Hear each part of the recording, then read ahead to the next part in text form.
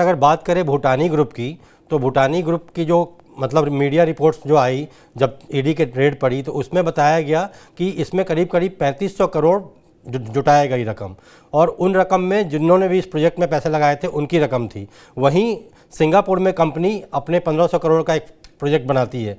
तो ऐसे में आपको लगता नहीं है कि ये उन निवेशकों के साथ एक तरह से छल है? मतलब कि एक तरफ तो आपको क्योंकि गड़बड़ी हो रही है तो आपको पहले से अंदेशा होगा। कोई स्पेसिफिक कंपनी के बारे में और उसकी जांच पड़ताल के बारे में जी और जो न्यूज़ रिपोर्ट्स को लेकर हम कोई कमेंट करना वो उचित नहीं है। जी जरूर है कि अगर कोई एक्शन हो रहा है एनफोर्समेंट एजेंसी से और कुछ उसमें निकलता है, उसका जरूर मेरा मानना है कि वो लॉ अपना कोर्स लेगा और जरूर अपना जो भी उसमें प्रक्रिया रहेगी वो आगे बढ़ेगी। बट हाँ, निवेशकों ने जो पैसा लगाया है चाहे किसी भी कंपनी में हो, उसको एक मॉनिटरिंग जरूर कर लेना चाहिए, उनको पीरियोडिकली देखना चाहिए, रेपुटेशन देखनी चाहिए और प्रोजेक्ट्स में पैसा कहाँ इन्वेस्ट हो रहा है, क्या प्रोग्रेस हो रहा है। निवेशक को एक सतर्क रहने का समय जरूर है। वो जी आपको, अगर आपने कोई भी चीज लेते हो खरीदते हो तो उसमें अगर आप ध्यान नहीं रखेंगे तो साफ थोड़ा दिक्कत तो रहता है। जी sir, as a legal adviser मैं आपसे ये जानना चाहूँगा कि किस तरह की लीगलिटीज़ का सामना करना पड़ता है अगर आपने मान लीजिए कोई प्रोजेक्ट है और किसी वायलेशन रूल को वायलेट किया है, तो आप किस तरह के लीगलिटी एक्शंस में फंस सकते हैं और कब एक प्रोजेक्ट जो मतलब होल्ड पे चला जाता है? मैं आम जनता के लिए जानने के देखिए, लिहाज से पूछ रहा हूँ। इनवेरिएबली क्या होता है कि एक तो पैसा लगाने से पहले आपको पूरी तरह जांच पड़ताल कर लेनी चाहिए कि प्रोजेक्ट का और डेवलपर का क्या रेपुटेशन है।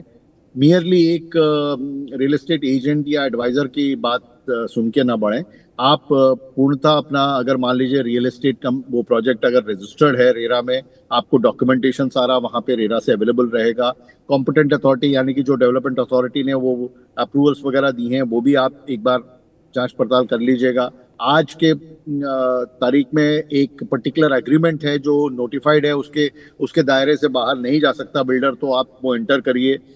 और आपका जो पैसा लग रहा है तो पीरियोडिक जो है इन लोगों को, जितने भी प्रमोटर है उनको अपना प्रोग्रेस जो है वो फाइल करना पड़ता है रियल एस्टेट रेगुलेशन एक्ट के तहत रेरा में। तो वो आप जरूर देखें और प्रोजेक्ट साइट पे जाके जरूर देखें कितना प्रोग्रेस है। और मैं ये कहूँगा कि आप एक जरूरी बात ये रहती है कि एक प्रोजेक्ट, एक डेवलपर की कैपेसिटी कितनी लगती है कि जो इतने सारे प्रोजेक्ट ले ले, उस पर जरूर जी ध्यान दें। मियर एडवर्टाइजमेंट्स और मियरली एक सुनी सुनाए बातों पे ना जाए तो इन्वेस्टर काफी प्रोटेक्टेड रहता है।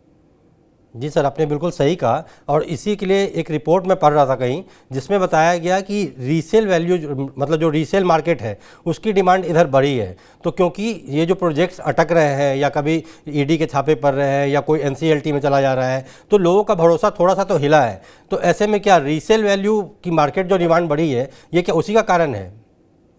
देखिए, इसका जो मेरी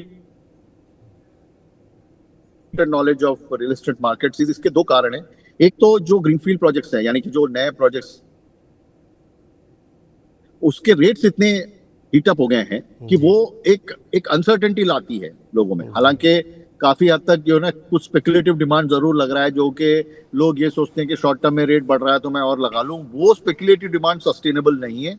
वो जरूर एक मॉडरेशन लेवल पे आने की जरूरत है और मेरे ख्याल से वो अपने आप मार्केट करेक्ट कर लेगा। अब बात आती है रीसेल वैल्यू, क्योंकि रीसेल में एक तो दो रिस्क आपके खत्म हो जाते हैं।